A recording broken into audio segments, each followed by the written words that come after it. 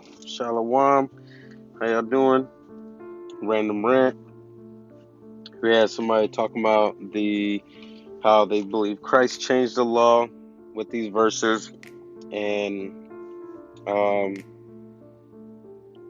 what you call it. So I think so basically they think this is one of the scriptures that they use to say that Christ did away with the law, and then they also use it to say God or Christ came with new commandments. So we're going to look over them and see if these are actually new commandments and if this was doing away with the law. The first one is in Matthew 5:21, reading out an NIV version. It says, "You have heard it was said to the people long ago, you shall not murder, and anyone who murders will be subject to the judgment. But I tell you that anyone who is angry with a brother or sister will be subject to the judgment." So, I hope that we would not say that Christ is saying, murder's done away with. Just don't worry about it. Just don't be mad at people. Clearly, obviously, that's not what it says. Christ is expounding upon these things, expounding upon the commandments, and that's clearly what it's saying. When we go on to adultery and verse 27, it says, "You have heard that it was said, you shall not commit adultery. But I tell you that anyone who looks at a woman lustfully has already committed adultery with her in his heart." So again, it's not a new commandment. God isn't doing away with the commandments. Neither is Christ, but rather expounding upon it. So again, back in the day with the Israelites, do you really think that God was okay with people lusting? And then now he's like, oh, we'll see this too. Don't do this either.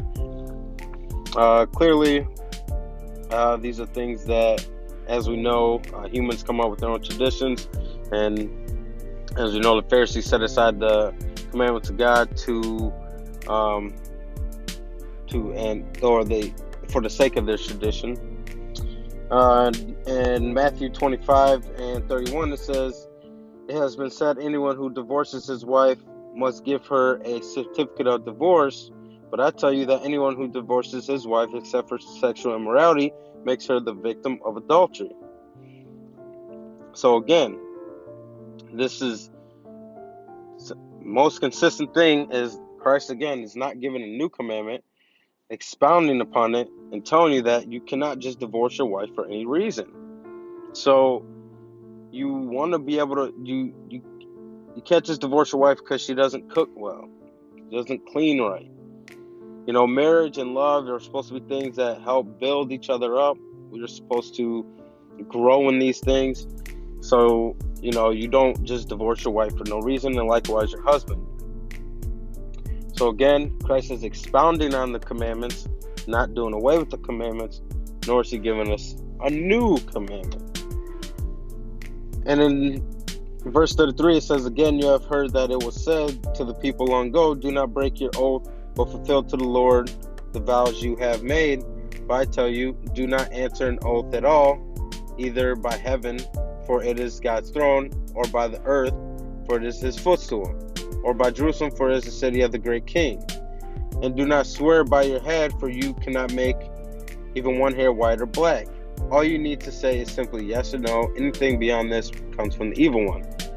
So again, in expounding upon making oaths, you shouldn't have to swear to God or I promise things. Notice in the Bible, as far as I remember, God never says I promise. God just says it. And when God says it, he's going to do it. And that's what the attitude we should have. If you say it, do it. I don't have to tell somebody, I promise this time I'll do it. I promise this time I'll do it. No, if you say it, do it. Let your yes be yes and your no be no. You have heard it, moving on to verse 8. "You have heard that it was said, eye for an eye, tooth for a tooth. But I tell you, do not resist an evil person. If anyone slaps you on the right cheek, turn to them the other cheek also. And if anyone wants to sue you and take your shirt, hand over your cloak as well. If anyone forces you to go 1 mile, go with them 2.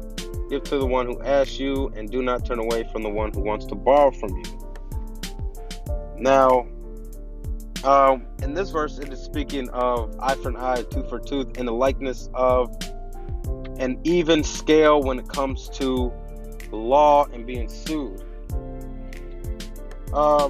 So some people think that this is defense. This is not defense. This is, you'll see in the Old Testament, it also talks about an eye for an eye, tooth for tooth, in the context of law, where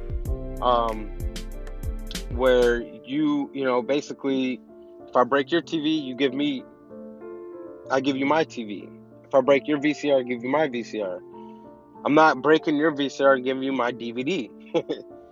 But here it actually expounds, it says, well, basically, if they ask for it, give it to them. So it's an expounding upon the law. It's definitely not doing away with it, and it's bringing it to a higher level. So again, basically, it doesn't have to be an even trade. Oh no, he wants my DVD? No, I broke his VCR, not my DVD, or not his DVD. Just give him the DVD. And lastly, it says in verse 43, you have heard it was said, love your neighbor and hate your enemy. But I tell you, love your enemies and pray for those who persecute you. Now,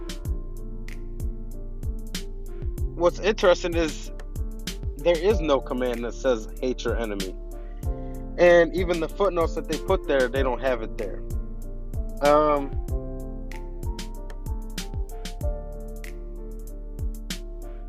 Trying to see this footnote.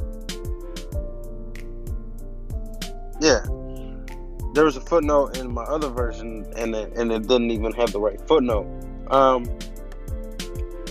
What it says, but I tell you, love your enemies and pray for those who persecute you, that you may be children of your Father in heaven.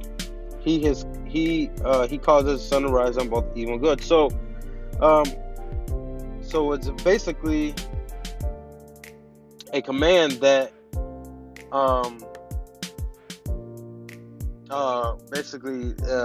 so it's a command that is addressing the human tradition, because we see in the book of Proverbs or Psalms, I don't have it right here, but where it says, I'm trying to think of it, if it says do not rejoice in the calamity of your enemies. It talks about helping your enemy, and helping them if their ox falls on the ground. So you definitely see acts of love. So the Old Testament never says to hate your enemy. It's not a fact that you just hate your enemy because they're your enemy. Rather, this was something that was a human tradition, and Christ, like other ones, expounded upon.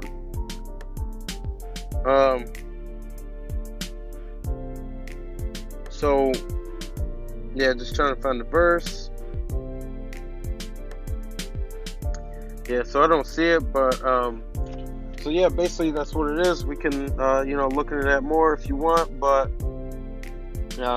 like I said, those 5 little points that Christ brought up, none of them, actually 6, none of them nullify the law. None of them was giving us a new commandment. Just like in the book of John, it was talking about, here I give you guys a new commandment, to love one another, etc. And, once again, love was never a new commandment. It was clearly something lost. And we see that when the disciples, or when Christ was addressing the Pharisees, talking about how they forgot the weightier matters of the law: love, mercy, and faithfulness. So, all praise to the Most High God. Shalom, peace, shalom.